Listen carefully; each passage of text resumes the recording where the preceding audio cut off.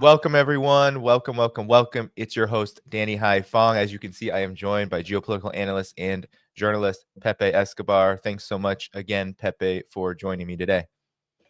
Midnight in Thailand, everybody. Well, there's a bit of a confusion. Thanks for everyone who stuck around and everyone who adjusted to the 1 hour delay. Thanks so much. But we are here now, and we're just going to get started right away. Time is of the essence here. Pepe, how about we begin with Yemen? You were just there, and there are a lot of updates to get to. The New York, yes, Yeah, I beautiful. carry Yemen with me everywhere. The New York Times, Pepe, has just come out with a bombshell article talking about how the U.S. is burning through munitions, over 200 million worth of it there. The cost of Donald Trump's war on Yemen is reaching over $1 billion in Over just a a billion, matter of yes. weeks. And of course, there was this that I want your comment on, because the New York Times says that there is so the New York Times says that this is not working, that Ansar Allah, the Houthis as they're called, they're still firing into Tel Aviv, drones, ballistic missiles. There's still standoffs in the Red Sea and surrounding areas with the United States. And even Donald Trump here, even though, and I'm not going to show the actual video because it's quite gruesome and WikiLeaks-esque, but in bombing a tribal gathering here during Eid, he says, highlighted, they will never sink our ships again, which seems to me, Pepe, to indicate that He what knows. Ansar Allah is doing is working. So talk about what's going on here with this conflict against Yemen, this war on Yemen. How is Ansar Allah fighting back? What is the situation from your assessment now? Well, let's start. Where it is. This is a Trump bomb. This is the fragment of a Trump bomb that I collected in the in construction hospital that CENTCOM bombed in Saada, northwest Yemen, 2 days before we got there. We got there on a Wednesday. It was the 25th, if I'm not mistaken. And this bombing was 2 days before.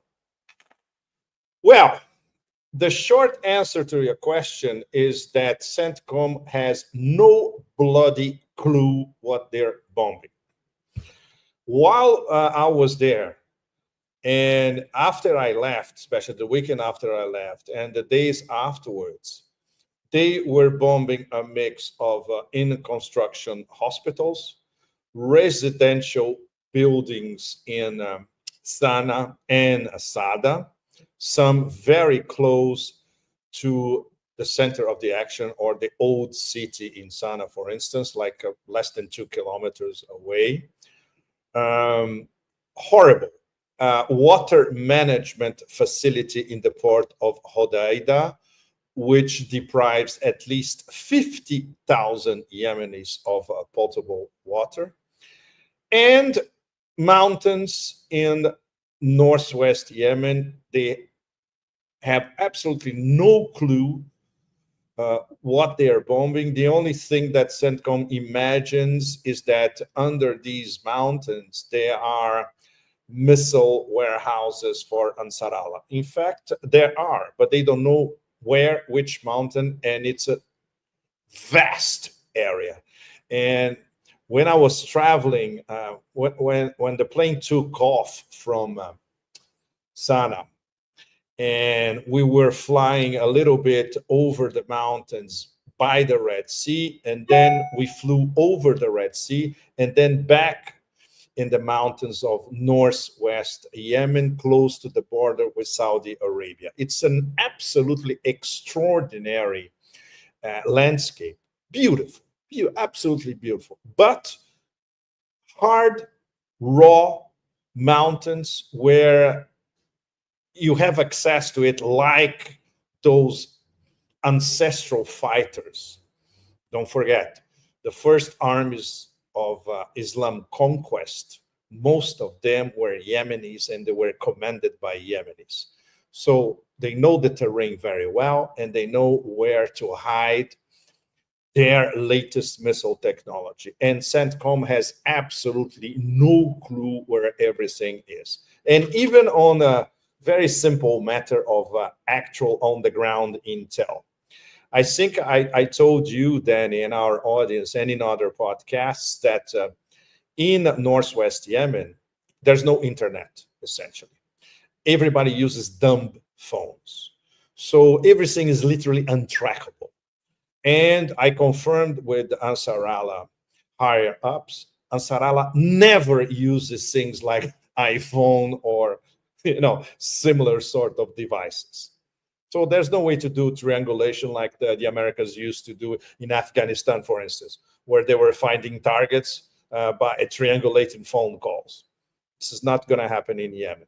So the level of on-the-ground intelligence by CENTCOM in Yemen is less than zero, literally. The only possibility that they have of having a possibility of on-the-ground intel is Saudi spies. But then we get to the cultural factors. A Saudi spy trying to get close to Ansarallah military leadership, speaking with a Saudi accent and body language and all that, he will be, in a matter of 30 seconds, they know that this guy is not a Yemeni. Same thing that happened in Afghanistan with so-called on-the-ground intel disguised as Pashtuns. Absolutely out of the question. So this is what we're having. We're having blind bombing by CENTCOM, and the victims are civilians, just like that tribal gathering before Eid, which obviously anybody with a minimum of knowledge, which obviously is not... we're not talking about military operators, American military operators, would know that this is a tribal gathering like the Yemenis do everywhere. And there's always a guy in the middle addressing the oval or the circle or the oval of local tribesmen. So that's where this is going. And it's going to get much uglier because that Fox News, whatever, with the tattoo written Kafir infidel in one of his arms, is saying that they're going to bomb the hell out of the Houthis, until a kingdom come. So we have these clowns conducting a completely absurd war, unprovoked, illegal, as usual, of course, just to defend the Zionists and that thing that showed up in the Oval Office yesterday. We could identify him as the #1 psychopathological, scatological, genocidal war criminal, received with honors at the Oval Office by a genocide enabler, by the way, and a minor, for the moment, war criminal when it comes to Yemen. So that gives all of you the big picture of the real face of the West. I'm not even saying collective because it doesn't exist anymore, because Trump basically destroyed what was left of Europe. So the West, between commas, is now the Zionist US-Israel axis. And this is what they do. They go for decapitation. And this is something that our discussion in this show will get to the bottom of it, in fact, because this obsession with decapitation is what's moving this absolutely absurd surrealist war against Yemen, based on the Israeli example, where the Israelis managed to convince the Beltway and all the Zionist axis, in fact, that their decapitation campaign against Hezbollah was successful and basically eliminated Hezbollah from the picture. No, it did not.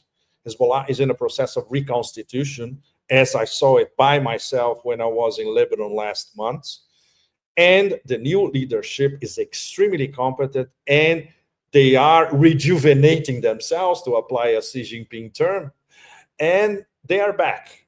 and soon they will be back. And if Israel tries anything more hardcore against Hezbollah, the response is going to be huge. And in the case of Yemen, it's even more complex.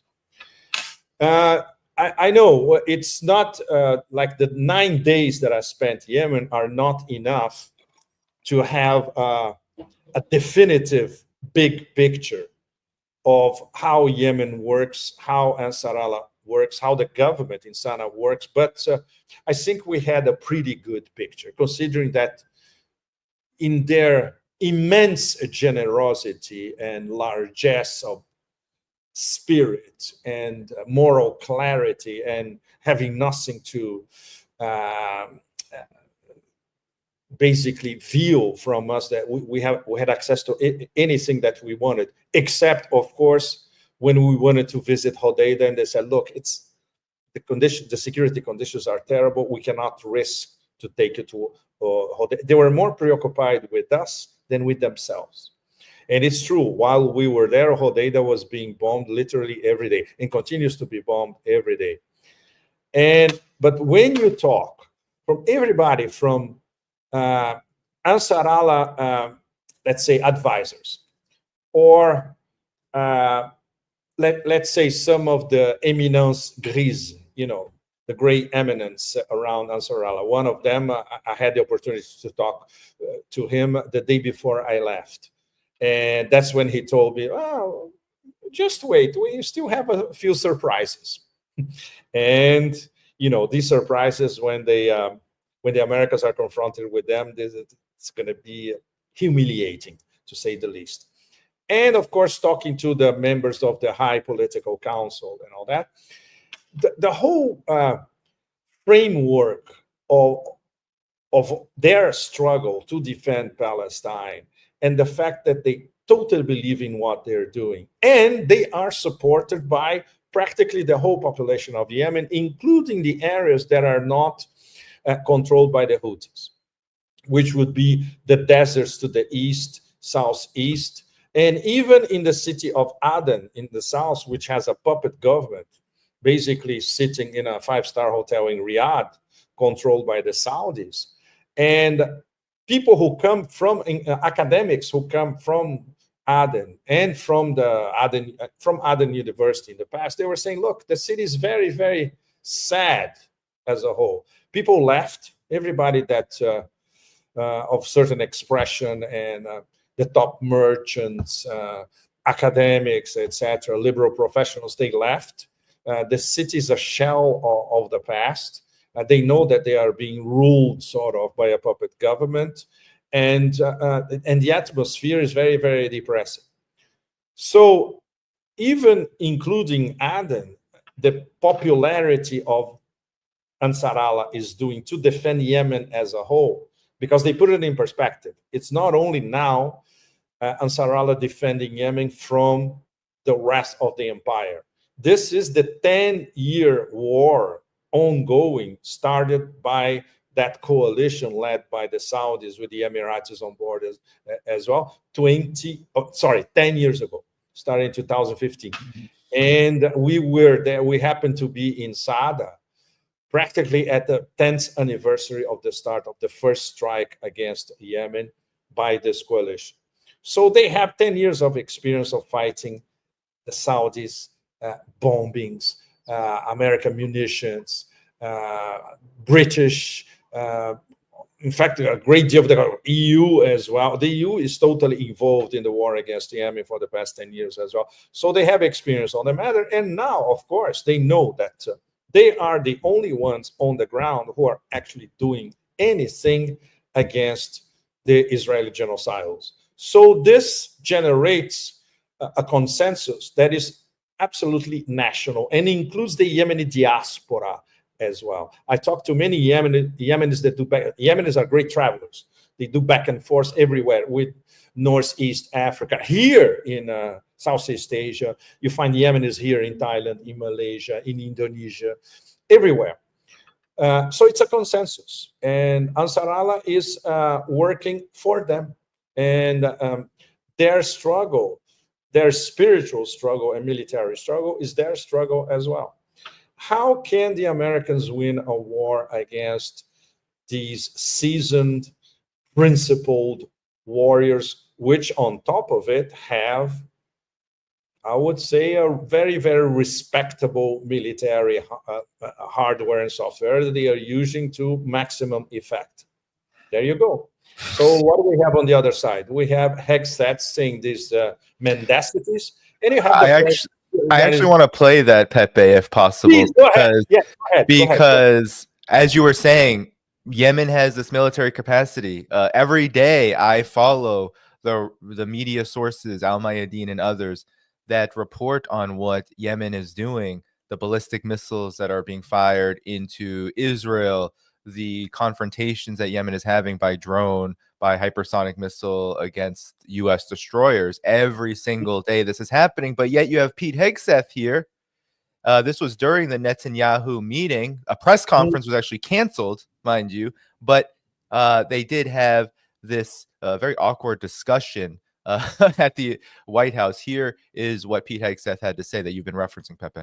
Bad 3 weeks for the Houthis, and it's about to get worse. It's been a devastating campaign, whether it's underground facilities, weapons manufacturing, bunkers, troops in the open, air defense assets. We are not going to relent. And it's only to get more unrelenting until the Houthis declare they will stop shooting at our ships. And we've been very clear at the Iranians as well. They should not continue to provide support to the Houthis, and that message has been made very clear. So we have a lot more options and a lot more pressure to apply, and we know, because we see the reports, how devastating this campaign has been in them.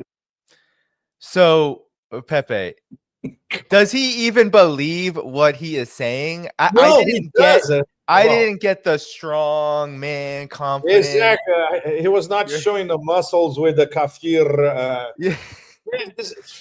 Look, your reaction. This guy is so pathetic that we are wasting our time talking about him. In fact, he doesn't even know what he's saying.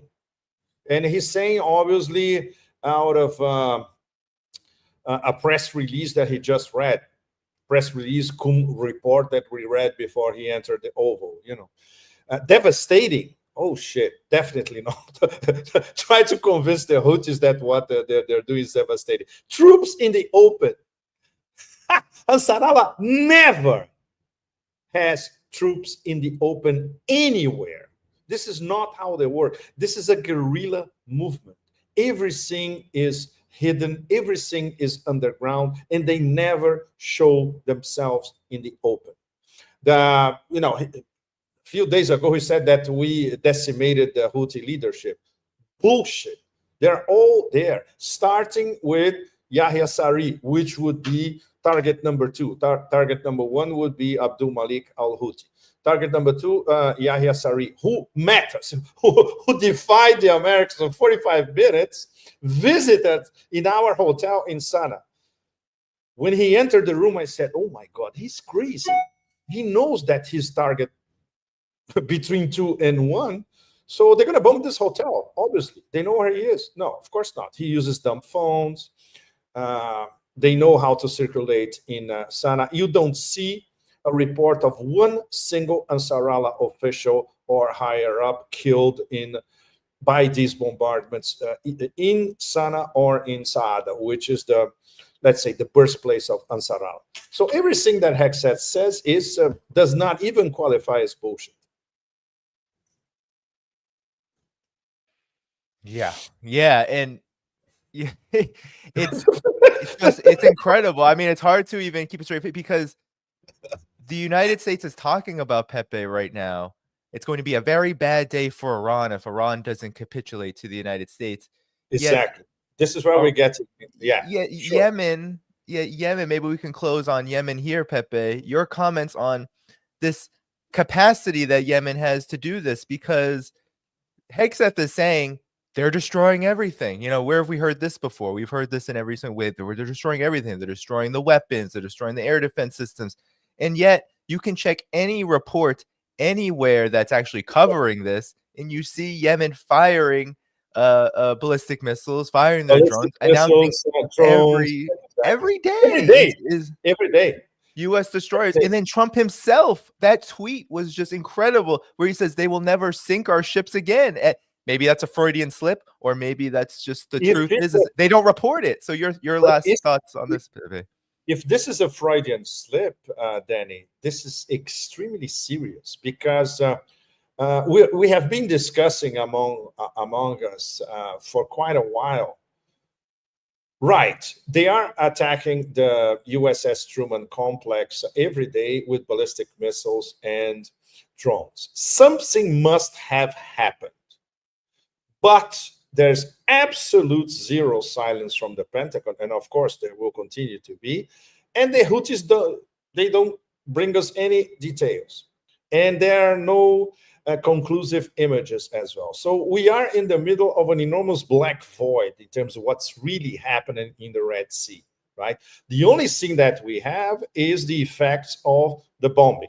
Some of them we saw with our own eyes in Sana and Sada when we were there. And some we saw with the images, for instance, of the destruction of the water management facility in the port of Hodeida. That's it. There's nothing else. What's really happening in the Red Sea is an absolute mystery. And very, very important, Danny, these people, Ansarallah, they don't lie. Lying for them is literally a sin. They only tell you facts. And when they don't have facts, they don't tell you anything. And of course, in terms of military secrets, they are not going to talk about their military secrets to foreigners, for instance. But they were intelligent and sophisticated enough to, in my case, to tell me in at least 2 to 3 occasions, very, very precise and very high up people, that they have their own privileged channels of communication with both Russia and China. And we can imagine what that means in several layers, including military assistance. They never talked about Iran helping them now, because now Iran is not helping them with anything. Iran is concentrated on an absolutely existential threat against the Islamic Republic that could come from Israel, US, the way they see it, anytime now. And this is reflected by Ayatollah Khamenei ordering maximum alert for the armed forces of Iran. And the IRGC is on maximum alert for quite some time now. So these are the facts. This is all that is reality based. It's not fantasy, like in the case of Hexet, and in the case of the President of the United States, a plain lie. He lied about a war crime in public, which is this association of the tribal gathering being a bunch of terrorists. This is very, very serious. So this is where we are at the moment. They are turning a war that they more or less concocted on a nap. The evidence is now publicly available to the whole planet, into a circus. Mm-hmm. Once again, into a narrative, into a reality show where, they control the plot, they control the narrative, so they can come up with any plot twist that they want and sell it to the rest of the world. And it's one lie after another. And it will continue to be like this. From the point of view of Ansarallah, the government in Sana, the Houthis, they are, it's like you have these ancestral warriors from southern Arabia reacting in a very Zen-like manner. Yeah. It doesn't touch us. We'll continue to do what we're doing. Well, that's what I wanted to. It's waiting to watch. Yeah. Well, there was this one final comment I'd like from you, Pepe, then about the approach here, because I've seen, for example, Yemen and Ansarallah accounts like on X, for example, they will post very blurry, very different, blurry, maybe grainy videos of warships, U.S. warships exploding, and then say that that's them being hit.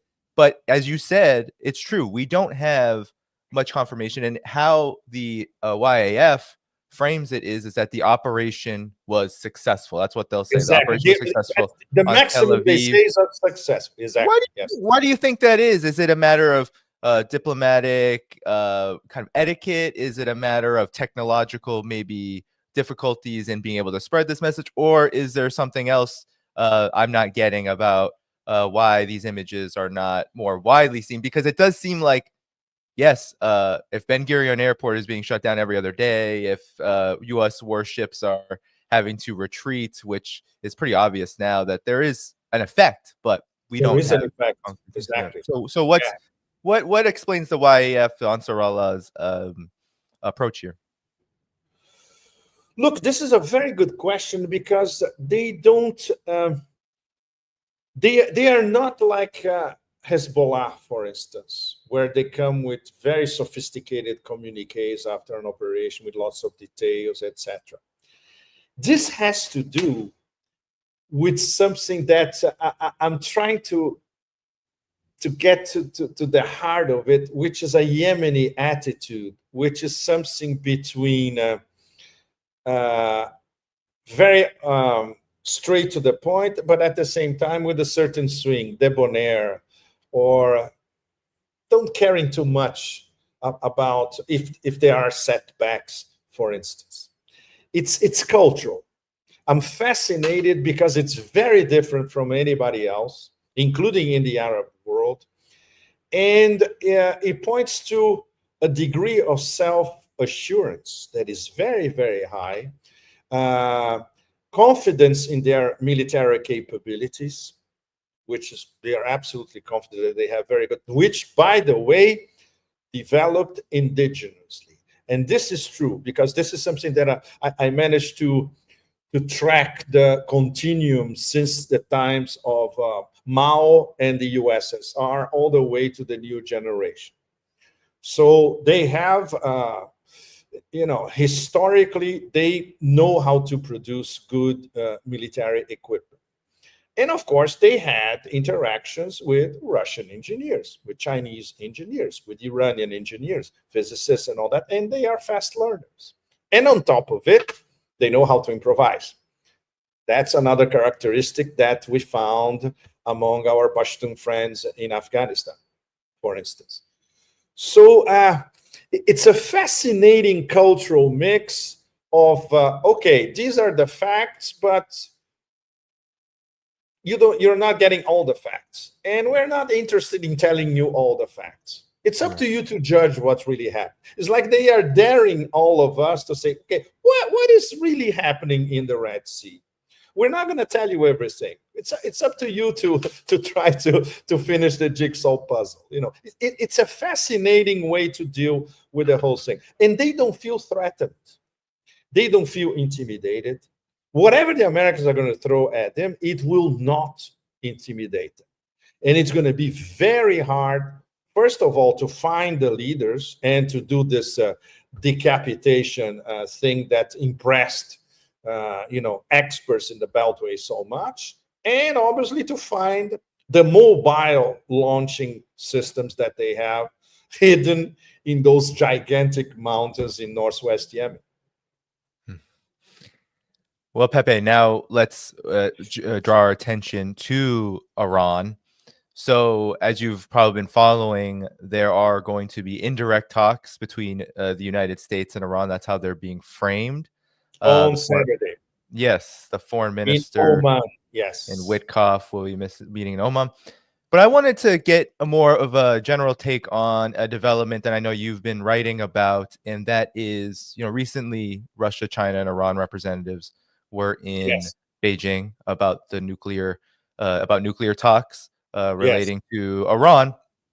And also you have the the Russia-Iran strategic partnership being essentially pushed through at a very rapid pace by both countries. I know the State Duma has been making huge headway there. So that is in effect. So Pepe, you wrote this article I'm going to bring up about all for one, one for all, Russia, Iran, and China. Talk about this moment we are in. There's a huge debate about Iran and nukes and all of this happening among geopolitical analysts, pundits, but there's also this bigger picture that you're getting at. So let's talk about that. Talk about what you wrote about with regard to Russia, China, and Iran, and why it is so important in this moment where the U.S. is escalating in a big way toward war. Yes, the column was published, maybe an hour ago before our conversation. When I wrote it, there were two pieces of information that came afterwards. So I sent them two extra. I hope they include, I haven't read the final version. I hope they included in the final version, which was the decision to have finally indirect negotiations or beginning of a conversation in Oman starting this Saturday between the new Metternich or new Talleyrand Witkoff. Wow. One day you're selling real estate, the next day you're Metternich. Fantastic. Only in the US you can do something like this. And Araghchi, the Iranian foreign minister. So this information came at the last minute. And very, very important. We still don't know, of course, what's going to be leaked from the meeting that took place in Moscow today, by the way. I talked in the column about the first meeting, which was quite discreet, was not publicized at all. I confirmed with diplomatic sources that please don't give details. And they did not give me a lot of details, but they explained what was discussed and what was on the table and what essentially is the roadmap of, I call them the revamped Primakov triangle. Many of you, our audience, will remember that the original Primakov triangle, which was the origin of BRICS, in fact, origin of BRIC, in fact, was RIC, Russia, India, and China. They were having conversations already in the 90s at the time of Primakov. And Primakov was a big, big fan of this dialogue, trialogue, no? This triad talking at the highest level. And then when Brazil came, it became BRIC, and then later on BRICS. Now, the real Primakov triangle now is Iran instead of India. So Russia, China, and Iran are the new Primakov triangle. And of course, because they are three top BRICS, I consider them the three most important of all BRICS, because they are basically starting to coordinate, the lineaments of Eurasia integration, expanding and becoming, I would say, the philosophical stone for the new multipolar, multinodal world. They met in Beijing a few days ago to discuss in depth how they're going to organize the dialogue around the Iranian nuclear deal. Don't forget that Russia and China were part of the negotiations in Vienna in 2015 that led to JCPOA. I remember very well, I was in Vienna in 2015 for the final stretch. I was there for the whole final stretch. We were being briefed by the Iranians practically every day. We were a small group of independents. The Americans had no access to these briefings, and they were pissed because we, 3 or 4 independents, we had access to these briefings. I was talking to the Russians as well, because at the time I was writing for Russian media, and I was talking to the French, because after all, I live in France on and off, and of course I have my diplomatic contacts in France. And at the time, everybody basically was saying at different levels that the Americans were doing everything to basically postpone, harass, scotch, destroy, deviate the final negotiations, and wanted to include in the final draft, not mentioned, but a direct indictment of the Iranian missile program. And even at the time, even the Europeans at the time said, look, but this has nothing to do with the Iranian nuclear program. And the Americans, in the end, they were a minority. They had to agree. But they wanted, at the time, to do what is one of the conditions set by Trump again now. Trump, don't forget, Trump, the man who bombarded the JCPOA, an agreement that is ratified by the UN. Once again, very, very important. And now he wants his own JCPOA, dictating conditions to Iran, and the other members of the JCPOA, including Russia and China, have to abide by it. It will never fly. So we had very, very important as well. This is a BRICS reunion. The first meeting in Beijing a few days ago, Russia, China, and Iran, the new Primakov triangle, it's a BRICS triangle.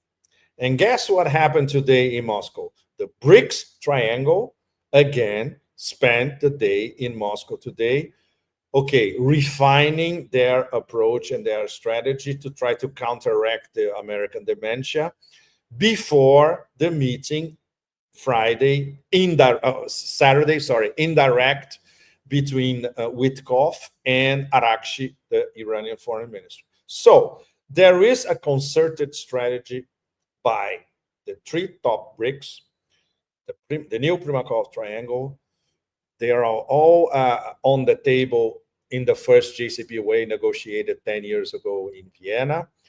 And they're trying to instill some rationality into a process that is getting out of control because, of course, of the vociferations out of control of the circus ringmaster in DC or Mar-a-Lago, depending on how you see it. So in the column, I try to point differences between the strategic relationships among these three and the treaty that is going to be ratified by the Duma. It's a matter of procedure. It was already ratified by the Iranians. It will be ratified by the Duma now. And it is a treaty, a strategic partnership treaty between Russia and Iran. Very, very important. It's the first time in the modern era where the foreign policies of Iran and Russia, they totally coincide. They are going to the same direction, both. And the direction is this way, east. The official Russian policy is pivoting to the east. The official Iranian policy is called Look East. And east means what? Eurasia as a whole. Forget about the West.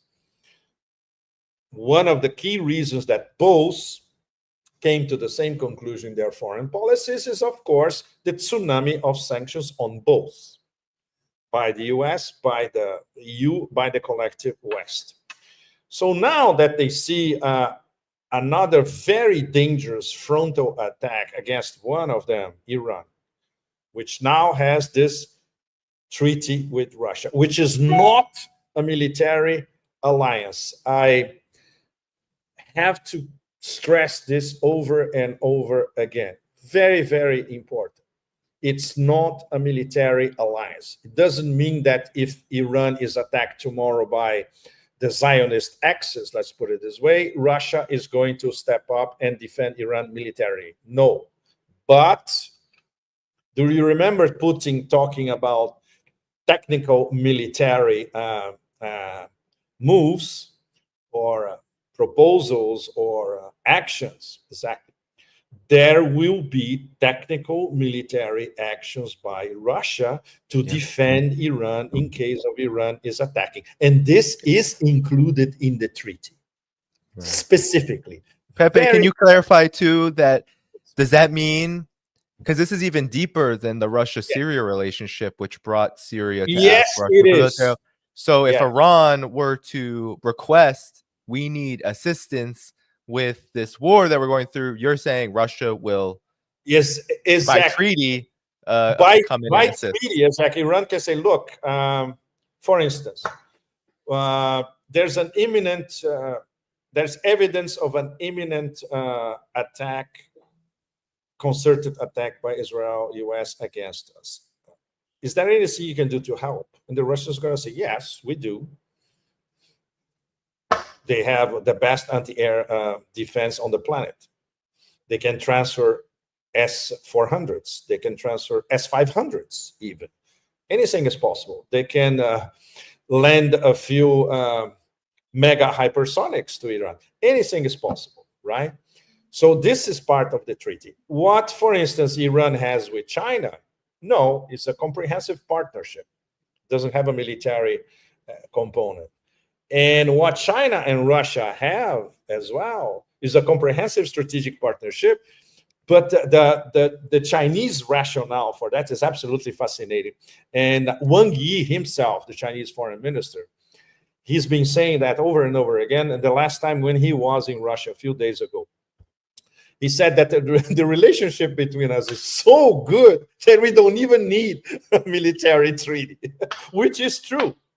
Which is true. You know, it's the closest ever, and it goes all over. You know, level of foreign ministry to the personal level between both leaders, and very, very important. Guess what's going to happen in a matter of 1 month from now, roughly, in Moscow, around Victory Day parade?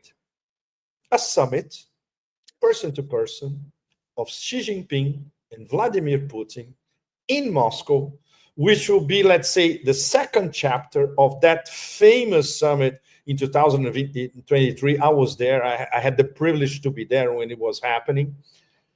When Xi, at the end, when Putin took Xi, you know, for the final goodbye before Xi entered the limousine, and Xi told Putin, "We are facing changes that we have not seen in 100 years." That was the first chapter.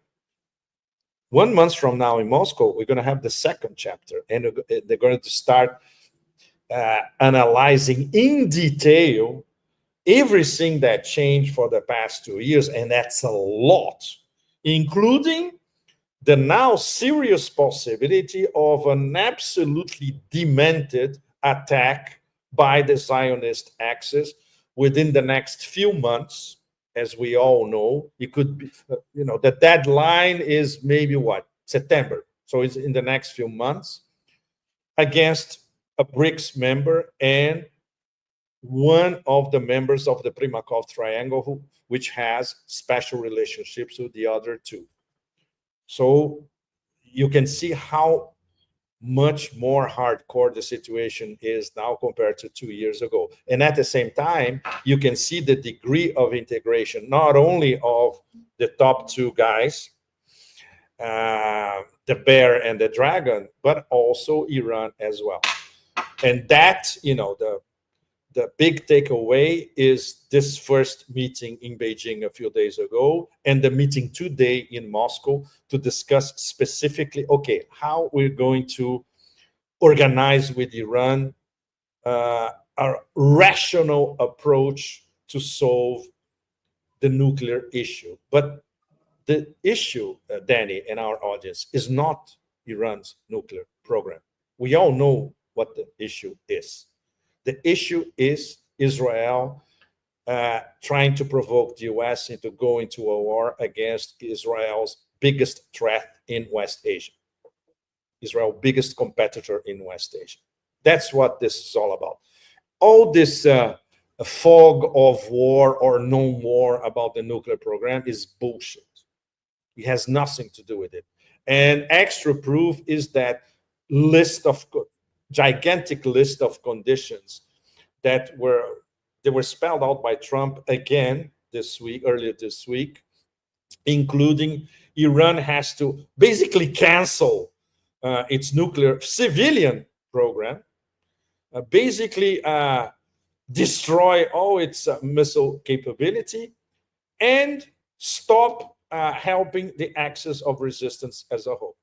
Obviously, Iran will never do any of these three, never. So basically, what Trump is saying is, I'm declaring war on you in the next few months. And this is what the new Primakov Triangle has to deal with. Okay, how we're going to appease this out-of-control circus ringmaster with something that is rational, and at the same time, he'll be able to understand. It's an uphill battle. It's going to be very, very difficult. One possibility of having, I would say, a rational solution would be the next Putin-Trump phone call. The only leader on the planet, let's say the galaxy, capable of telling Trump, look, these are the facts, this is the reality. I'm trying to save your ass. If you start this war, you know you're going to lose badly. And the war is not going to be only against Iran. We have Iran's back. So only Putin can tell that to Trump straight away, of course, in a very Putin-esque, okay, circumloquies, metaphors, seduction passages, etc., like Putin. But this would be maybe our best chance of preventing an attack within the next few months. But the situation is extremely serious. And the seriousness is, I would say, the giveaway is that the Primakov triangle are 2 meetings practically in a row only to discuss this issue. Yeah, definitely preparing for the worst and building that foundation to resolve this essentially as the leaders of what it means to actually conduct real diplomacy. And you're right, Pepe. Iran, indeed, this is very serious. And here's what Donald Trump had to say. I want your comment on this in regard to these so-called negotiations and what's going to happen should they, quote unquote, fail. Here we go. A lot of people think that those talks are not going to lead anywhere because the Iranians will never give up. I think that's a possibility too. If diplomacy fails, is the United States, under your leadership, ready to take military action to destroy the Iranian nuclear program and remove this threat? I think if the talks aren't successful with Iran, I think Iran is going to be in great danger. And I hate to say it. Great danger, because they can't have a nuclear weapon. So, Pepe, I wanted you to comment on this in the context of what you just said, because it seems like Trump in the United States as a whole now are saying, okay, Iran is the weakest link in this Primakov triangle. Yes. And it's time to take it out. And as you said in your article, this is a direct attack on all 3. Is this a miscalculation, however? What is your thoughts about should this occur, because it would have a huge impact, and I'm curious if you could lay out what that impact could be on Russia, China, Iran, on the United States, on the world order as a whole. Well, the information that whatever deep state silo, okay, essentially the old CIA, in fact, not CIA actors that have a certain sympathy for Trump. The old CIA of the crash test dummy administration, the information that they are passing to Trump about everything about Iran military capabilities, the Iranian response in case of an attack, the fact that it's an attack on BRICS, so the top 2 BRICS, China and Russia, will be behind Iran in number of ways. He's basically being fed absolutely low class, less than zero information, and obviously not reality based. That's we can expect something like this because, of course, of the immense tentacles of the Zionist lobby inside the deep state and all the silos that they control inside the deep state. And Trump doesn't know anything about Iran.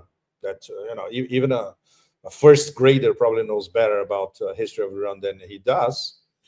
He buys it completely, unequivocally, and uncritically, especially, and he doesn't leave room for diplomacy.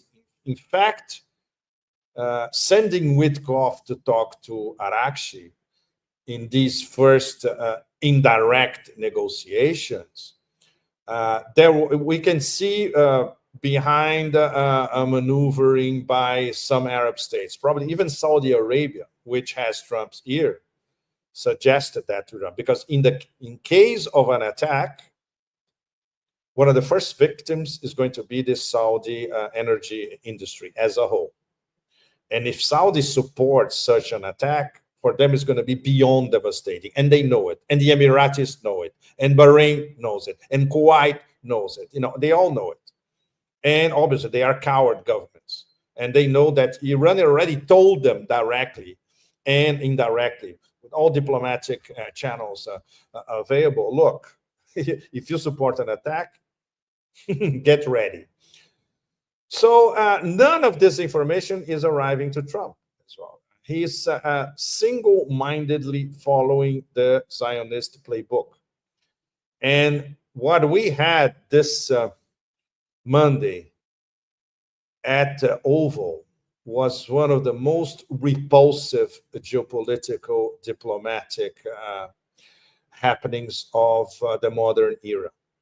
Once again, a genocidal war criminal received as a hero by a budding genocide enabler and a budding genocidal himself in considering what could happen in Yemen.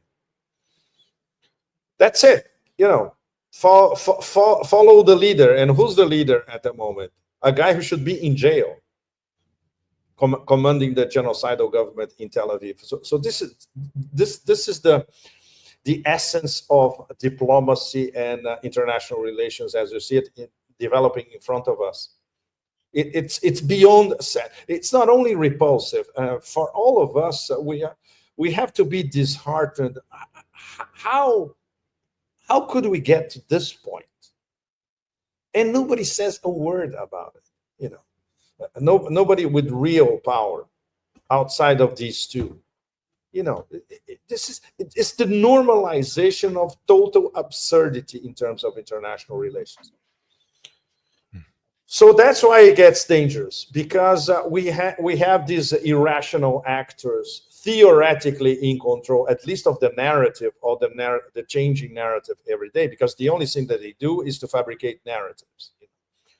And when it comes to the very serious fact of the possibility of a hot war in West Asia involving the United States and a big West Asian power like Iran, this goes way beyond attacking the Houthis. And look at the actual results of the United States attacking the Houthis. So get ready if you try to do anything against Iran. And the craziest thing is that none of this lands at the table of the President of the United States, apparently. Absolutely nothing. It's terrifying. Yeah. It's terrifying. In fact, huh? Or are they all just ignoring it? Pepe, I wanted your comment. They are ignoring. It's a good point, Danny.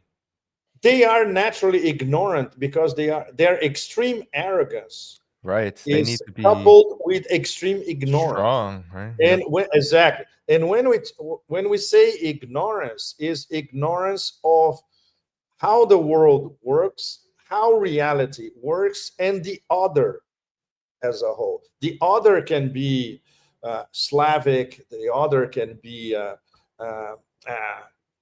Chinese. In this case, the other is the old Persian civilization and the Shiite code of honor. Yeah. Get one or two people inside the deep state who actually study that in depth. You won't find them. No. You won't find them. It's that the supreme arrogance of exceptionalism, you know, generates clowns such as Hegseth and company. Pepe, I wanted to get your final comment on this scenario, because what you have been essentially inferring is that, this Primakov triangle, Russia, China, Iran, is the principal target here. And we've seen this throughout. Even, we have Iran. The big story is U.S. war escalations toward Iran. But of course, even with Russia, Russia's not even demanding sanctions be lifted. And the United States is not moving to lift sanctions, nor are they moving to, and this is what Deputy Foreign Minister of Russia said. He said the United States isn't moving to end Ukraine at this moment. And then you have, of course, China. Now 104% tariffs are being threatened against it, an increase from what already is, I believe, 50+%. So you we're gonna have get this to whole 104%, right? that's where it's going if China doesn't capitulate, which they aren't, because Foreign Ministry spokesperson Lin Jian, what did he say? He said, we're going to fight these till the end, and China has made no indication it is lying about that. So Pepe, given that this Primakov triangle is the target here, could you outline exactly what are the consequences of what Trump is doing? Is it that he's pushing them closer together, or is it that these powers are already coming together? And perhaps you can outline just what ways we can expect to and watch out for as this all, as these escalations continue. Well, they are getting together, and for quite a while now. And now we have a geoeconomic and geopolitical juncture at the same time with, I called it the Trump tariff tizzy, side by side with the threat of a war or an attack, a hot attack or a hot war against Iran. In terms of geoeconomic and geopolitical conjunction, this is as volatile and as incandescent as it gets. And it's not by accident that this is a new chapter of the definitive clash of the 21st century, which is not even, until recently I was calling it NATO-stan. No, it's not NATO-stan. Now it's the naked empire by himself. And NATO, from the point of view of this incarnation, naked empire, it doesn't count against, of course, Eurasia integration. And you can read the Primakov triangle as all these layers, Eurasia integration, leadership in BRICS and the Shanghai Cooperation Organization, corridors of connectivity, support of the global south, pivoting to the east, looking at east, integration of Eurasia from West Asia to Southeast Asia, South Asia, and Central Asia as well. So this is a war of the naked empire against this, let's say, this Eurasia conglomerate, in fact. And the focal point could become this attack on Iran, if it ever happens. There are off-ramps, and the Primakov triangle at the moment, their big task is to prove to the circus ringmaster, which is not a thinker. He doesn't read, by the way. He doesn't read books. He doesn't read history. He doesn't know much about history. He doesn't know anything about anthropology, sociology, etc. So forget it, So it has to be a sort of haggling in the carpet bazaar, sort of, to prove to him that his deal and the deal that he wants is not going to work. And he's going to have to listen to the other side. And the other side is very rational. And the other side is not trying to sell anything to him. The other side is trying to tell him, look at reality. And then make a realistic decision. So this is where we are at the moment. But it is now a new chapter of a possible all-out war of a naked empire, raw, crude, bestial, to a Greek myth level, against this process of Eurasia integration personified by this new Primakov triangle, the three BRICS. It's crazy because we thought that we will have a new paradigm, a new narrative with the end of the previous crash test dummy administration. And that was the title of the book that I published last year. It was NATO-stan against Eurasia. Until the end of the previous administration, this was the paradigm. Now the paradigm changed completely, and there's no more paradigm. Because the circus ringmaster, he's breaking everything. It's basically, it's a crazy pigeon destroying the chessboard. All over the spectrum. And I never start wars. Man, in less than 3 months, he already started one and he's planning another. And he hasn't finished the previous one. He hasn't finished one of the forever wars. He opened a minor, if we can call it minor, what's going to happen to Yemen war. And he's planning another major war, which it's still a forever war. But this is a forever war of the US, Israel against Iran since the start of the Islamic Revolution. Mm-hmm. So we are in a much worse jam now than we were 3 months ago. We were happy and we didn't know it.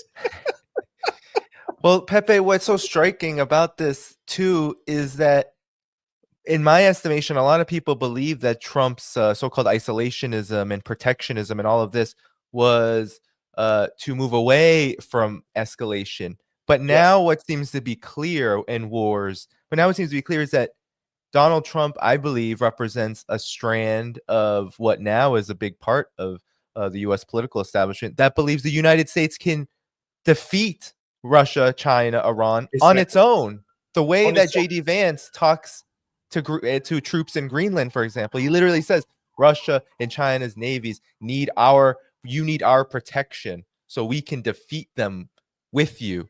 That's why Denmark is fit. So could you talk about maybe this idea that the United States can go it alone to defeat these powers? Because there are people who believe that Iran can be defeated, Russia can be defeated, China can be defeated by the United States, based on what I think is Donald Trump's current foreign policy direction and how he's framing all of this, and how his administration, more importantly, the entirety of the U.S. foreign policy establishment is framing it at the moment. Mm-hmm. Well, the real forever war was never Ukraine, right? The real forever war is Israel, U.S. against Iran. This is the one, From the point of view of American national interest, a war against Russia never made any sense. From the point of view of American national interest, a war against Iran makes no sense. But from a Zionist point of view, that's the only thing they think about. It can have an apocalyptic ending. It can have, and for them will be, in a certain sense, perfect, because they are all scatological, apocalyptic, messianic, and all that. So, if the war leads to a process that Israel will finally crumble, they will crumble, but there will be some option, and they're going to carry a lot of people with them. This is the way they think, These people are extremely dangerous. And unfortunately, they are infiltrated like a cancer or several cancers in the body politic of the United States and the parts of the collective West, most of the collective West, in fact. And on the other side, we have rational actors, former empires. Russia doesn't want a new empire. They don't need it. China doesn't want an empire. China wants to do commerce with the whole planet. And the Persian Empire, Iran wants to have its sphere of influence in West Asia as the most important power in West Asia, period. That's it. And of course, be free outside of Western sanctions. Its development potential is absolutely extraordinary. And it's a very wealthy country, natural resources as well. That's it. These are rational actors. And on the other side, we have total irrationality. From the point of view of the Zionists, scatological, messianic, apocalyptic, totally demented. And of course, a president of the United States that's very insecure, very easy to manipulate, who owes favors to donors, we all know in fact, the names of all of them. And of course, he cannot say no to, in fact, he will try to sell this war as it was imposed on me. I didn't want it. I wanted to make a deal, but they didn't want a deal, so I had to go to war, which is maybe what a 4-year-old would explain the whole drama, right? So it's very, very dangerous. It's a conflict of rationality against irrationality. And unfortunately, irrationality is on the Western side. The irrationality of the proxy war against Russia, which should continue forever, that's the irrational component of Europe, which is something that we could write the 10,000 essays about it, What went wrong after the Enlightenment? We could start like that, Or what went wrong after the Renaissance, for that matter. And it's frightening for all of us who try to analyze impartially and with a cold judgment and trying to find some merit on the irrational side about continuing these forever wars until forever, right? And why? And when we compare to the rational side and the process of Eurasian integration and the process of organizing the global south, etc., we see history following an adult pattern, a measured pattern, based on experience, based on what they learn, based on their mistakes, like the Chinese do. The Chinese grow because they learn from their mistakes all the time. So it's not a question of a choice between both sides. It's seeing the absurdity of total irrationality, trying to control a rational approach for the development of history, for the continuation of history, and for a more equitable world. But none of that, Danny and our audience, we should not be shaken by all that, because we have come to a point where I think this is the apex of the postmodernist disease. The postmodernist, and this could be okay, a 1,000-page book. The apex of postmodernist disease has led to the normalization of genocide. And this is the real face of the collective West. Right. It's what's happening in Gaza. Yep. Nothing beats what's happening. Nothing. Yep. So that's it. So this irrationality is reflected in, okay, now let's expand our war. Now let's attack Iran. Of course. If already normalized a genocide, what next? Okay. Yeah. It's sad and once again, sad, very frightening.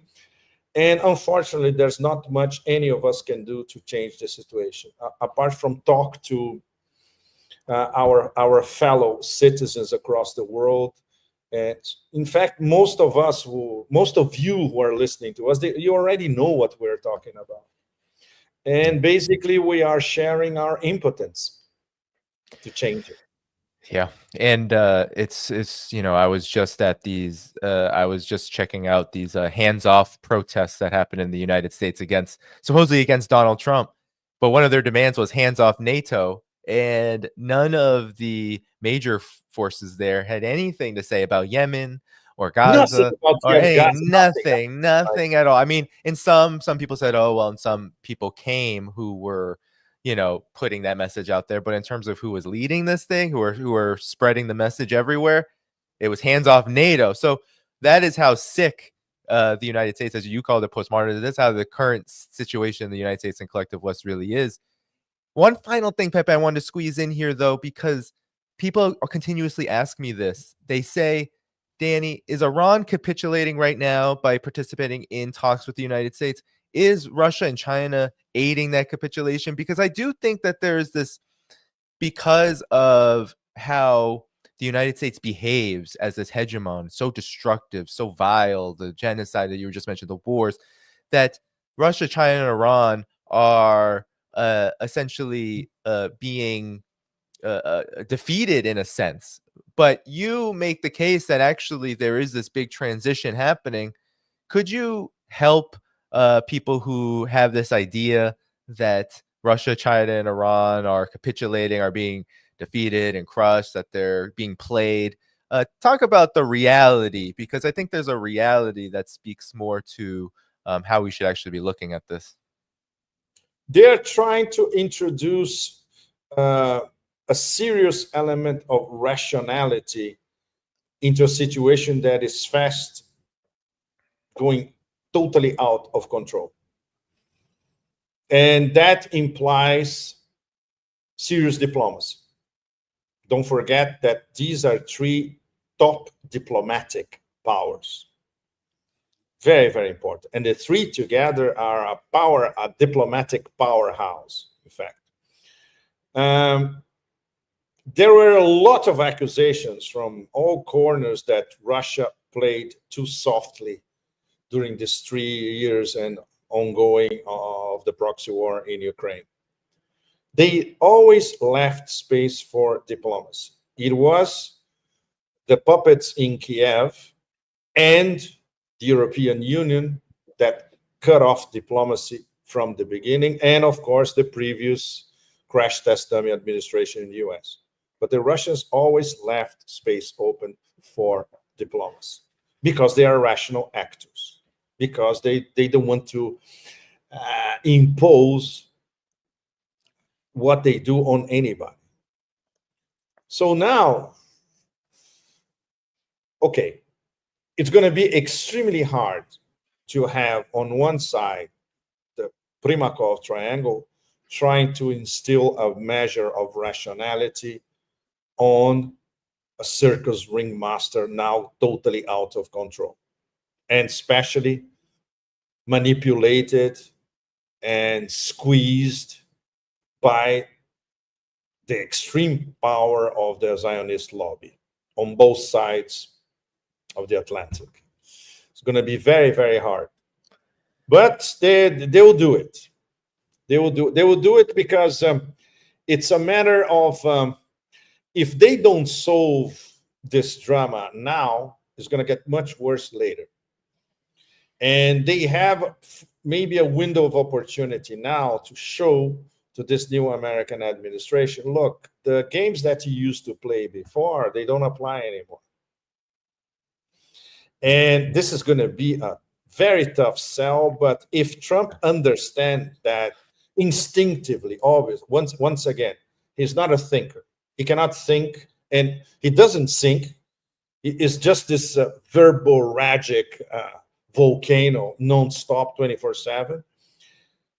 But if he has a glimpse of self-reflection, which is something that self-reflection and Trump doesn't combine, right?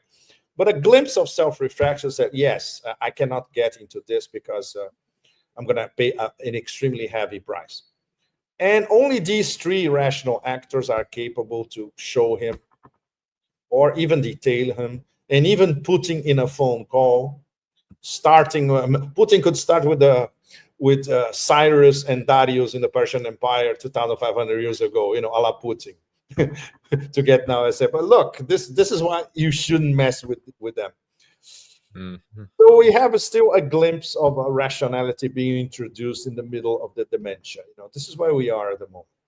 Yeah, and I think that rationality, Pepe, is incredibly positive and powerful in the sense that it reflects a lot of developments that you cover so deeply, whether it is BRICS, whether it's the multilateral and the multipolar mechanisms that are being developed, the infrastructure, the development together, the diplomacy that's been engaged with over the last several years, that has had a major impact. Hell, we have Saudi Arabia. They won't actually station U.S. jets to fuel to go to Yemen. And a big reason is because of the Iran Saudi normalization brokered by Beijing. It's a big reason for that happen. It's a big change. Yes. So there are things that are happening. It's just that you're exactly right. Like there's the United States, if Russia, China, and Iran go full throttle and dive into a conflict, the United States is nuclear weapons, use nuclear weapons, and are more than willing to destroy the chessboard. So that's how I see it. You can any final comments? Any final comments, Pepe, before we head out of here? So the question I think all of us is we're probably asking the same question all over the world. Are they going to destroy the chessboard because they see that from now on it's going to get much more difficult, not only to recover their privileged position since the end of the Second World War, which is gone, but of course defending their genocidal aircraft carrier in West Asia? Soon this is going to be impossible, and soon there is going to be a wave of revulsion from all over the world, and the backlash against the genocidals is going to be something really historic. Maybe this is the moment. Maybe this is the moment now. It's an act of desperation. You can, for instance, explain the current geoeconomic hell as an act of desperation. But certainly you can explain the geopolitical dementia over all of us as an act of desperation. If this war happens, it will be a supreme act of desperation. Yes, and it'll be a catastrophe. I cannot. We cannot even imagine. We cannot even imagine. For the United States, this is not Iraq. This is not Afghanistan. This is not 2001. It's not 1991. This is 2025. It's a much different world. Very different world. Pepe, thank you so much for joining. I have your links in the video description to your X, to your Telegram. Your link to the article is there too. Everybody, go to the video description and you can find all of those things, plus all the ways you can support this channel, Patreon, Substack, much more. Hit the like button before you go, because that helps boost the stream in YouTube's algorithm further after we leave. And tomorrow I have Larry Johnson, Glenn Deason, and Ray McGovern at 6 p.m. April 9th. April 10th, I have Scott Ritter and Mohammed Marandi to get into this conversation. 1 p.m. Eastern, April 10th. It's going to be a big one. So everybody save you the date, say on your calendars. But I don't want to keep Pepe any longer. We are going to head out of here. Pepe, again, thanks so much. Cheers. Okay, guys, look, I'm going to China next week. This is going to be huge. So I'm going to get a lot of first-class info on the spot. Yes. And after that, I'll go to Iran. Oh, wow. This is going to be a killer. I'm doing the BRICS tour. Yes. All right. Well, we'll be in touch with you. I'll be in touch with you here, and we're going to get out of here now, guys. So take care. Thanks, everybody. And keep the faith, keep strong, all of you. Thank you. Seriously. Yes. Bye-bye.